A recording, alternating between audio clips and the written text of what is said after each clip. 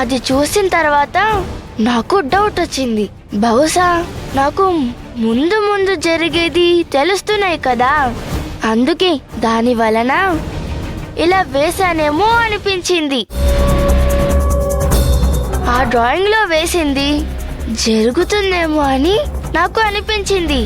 అందుకే police station కి వెళ్ళి ఇన్స్పెక్టర్ కి చూపించి అది ఎవరో కనుక్కొని కాపాడమని చెప్పి డ్రాయింగ్ ఇచ్చి వచ్చాను.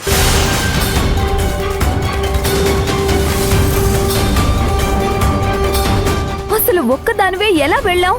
మళ్ళీ ఒక్కదానివే పోలీస్ స్టేషన్ నుంచి ఎలా వచ్చావు? దారిలో ఏమైనా అయితే ఏంటి పరిస్థితి? పోలీసులు నన్ను ఒంటరిగా వచ్చినందుకు తిట్టి ఇంటి దగ్గర దించడానికి పోలీసులను తోడిచ్చి పంపించారు.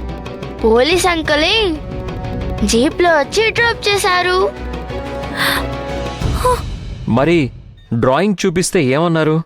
నా డ్రాయింగ్ చూసి నేనేదో సినిమా కథ విని ఇదంతా వేశానని అనుకున్నారు. నేను చెప్పేదాన్ని వాళ్ళు సీరియస్ గా తీసుకోలేదు. ఇంకెప్పుడూ ఇంట్లో వాళ్ళకి చెప్పకుండా ఒక్కదానివే రాకూడదని అమ్మలా ఆంటీ కోప్పడింది. సరే, నేను బాగా అలసిపోయాను, పైకెళ్ళి కొంచెం రిలాక్స్ అవుతాను.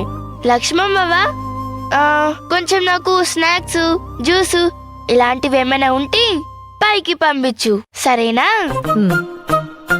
మేడం ప్లీజ్ కొంచెం సైడ్.